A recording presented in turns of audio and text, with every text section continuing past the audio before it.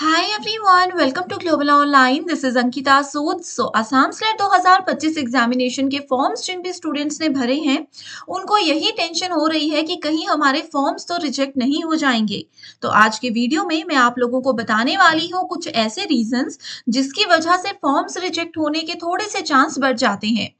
Don't worry students, ये video आप लोगों को डराने के लिए नहीं बना रही हूँ। आप लोगों को सिर्फ एक इंफॉर्मेशन देना चाहती हूँ कि ये गलती आप ना करें ताकि आपके फॉर्म रिजेक्ट ना हो। तो चलिए फिर इसी के साथ डिस्कशन पर आगे बढ़ते हैं।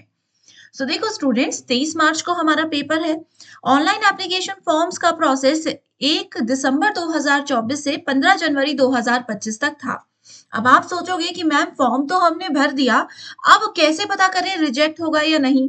तो फॉर्म्स के रिजेक्ट होने के सिर्फ और सिर्फ दो मेजर कारण होते हैं, ठीक है। जिसमें सबसे पहला और सबसे बड़ा कारण ये होता है कि आप लोगों ने अपना फॉर्म तो पूरा भर लिया, लेकिन फॉर्म भरने के बाद आपने उसमें पेमेंट नहीं की है। तो ये एक रीजन है बहुत बड़ा जिसकी वजह से आपका फॉर्म रिजेक्ट हो सकता है। तो इससे बचने के लिए अभी भी आपके पास समय है, क्योंकि ऑनलाइन एप्लीकेशन फॉर्म्स को भरने का समय तो ओवर हो चुका है, लेकिन पेमेंट करने का समय जो है वो अभी भी आपके पास बाकी है, 31 जनवरी 2025 तक।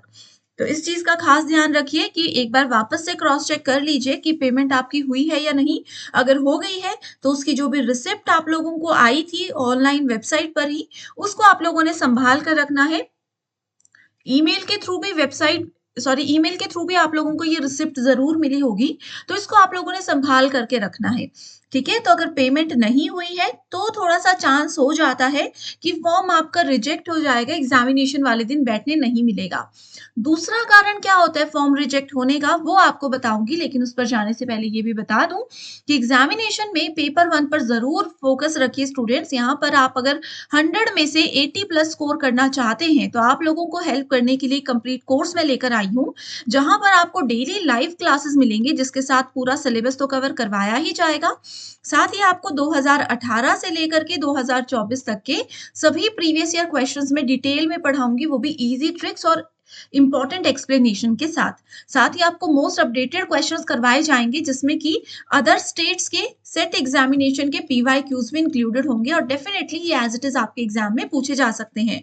तो यहाँ पर दो नंबर्स दे रही हूँ, इन पर आप व्हाट्सएप के थ्रू हमें कॉल या मैसेज कर सकते हो। न्यू बैच हमारा स्टार्ट हो रहा है, जिसकी जानकारी आपको इन्हीं व्हाट्सएप नंबर्स पर मिल जाएगी। साथ ही कुछ फ्री वीडियोस देख लीजिएगा ग्लोबल ऑनलाइन ऐप में। स्टोर सेक्शन पर सर्च बार में लिखना है कोर्स का नाम, that is Assam slate. Content पर जाकर आप देखेंगे कंप्लीट कोर्सेज अवेलेबल हैं, यूनिट वाइज फोल्डर्स जहां पर आपको मिलेंगे। ये उन स्टूडेंट्स के लिए हैं जो कि डेली लाइव क्लासेस ज्वाइन नहीं कर पाते हैं, और बाकी सब स्टूडेंट्स के लिए रोज लाइव क्लासेस ऐप में मिल जाएंगी। ठीक है, तो इसी के साथ फिर डिस्कशन पर आगे बढ़ते हैं कि क्या क्या रीजन होते हैं फॉर्म्स के रिजेक्ट होने के। तो देखो, दो मेजर रीजन में से एक तो आपको बता दिया कि पेमेंट वाला प्रॉब्लम आपका हो सकता है।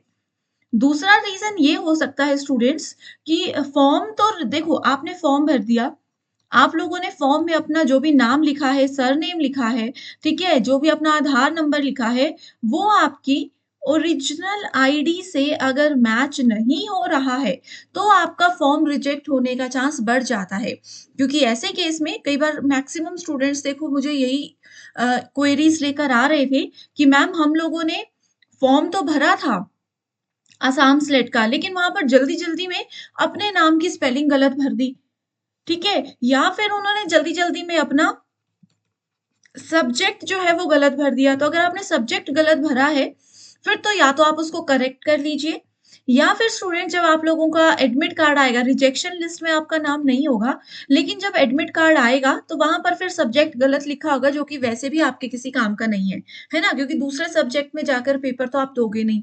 वहीं अगर नेम की बात करें तो नेम भी आपकी अगर ओरिजिनल आईडी जो आपने एंटर की हुई है उससे मैच नहीं हो रहा है, तो आपका फॉर्म रिजेक्ट होने के चांस बढ़ जाते हैं। ठीक है, अगर फॉर्म बाय चांस ऐसा होता है कि नाम की वजह से रिजेक्ट नहीं हो रहा है, तो एग्जामिनेशन सेंटर में जब आप लोगों को गेट में ही आपकी आईडी मांगी जाएगी और आपका रोल नंबर मांगा जाएगा, तो वहीं पर देखेंगे कि नेम की स्पेलिंग तो मैच नहीं हो रही है, तो वहां पर भी थोड़ी सी दिक्कत हो सकती है। ठीक है? तो यही 2 रीज़न हैं जिनका आप लोगों को मैंने पहले भी बताया था कि खास ध्यान रखना है फॉर्म भरते हुए। बट येस, अब अगर फॉर्म भरते हुए गलतियाँ हो चुकी हैं, तो इन चीज़ों को आप सही कर लीजिए एंड मैक्सिमम स्टूडेंट्स को पेमेंट की प्रॉब्लम आ रही है। सो ऑलरेडी एक वीडियो में मैंने बताया है कि पेमेंट कैसे-कैसे कर सकते हैं, जो भी एक बेस्ट पॉसिबल सॉल्यूशन मुझे लगा पेमेंट से रिलेटेड, वो सारे मैंने आपको उस वीडियो में शेयर किए हैं। आप ज़रूर इसी यूट्यूब चैनल पे जाकर के वो वीडियो देख लो, आपको बहुत ज़्यादा फ़ायदा उससे हो सकता है। तो चलिए फिर इसी के साथ एंड करते हैं आज के डिस्कशन को। और स्टूडेंट्स, अगर कोई डाउट्स हैं, कोई भी कन्फ्यूज़न आपको है, तो आप या तो मुझे कमेंट कर दीजिए या फिर ये 2 नंबर्स जो दे रही हूँ, व्हाट्सएप पर आप कॉल या मैसेज मुझे कर सकते हो। So thank you so much everyone and I wish you all the very best.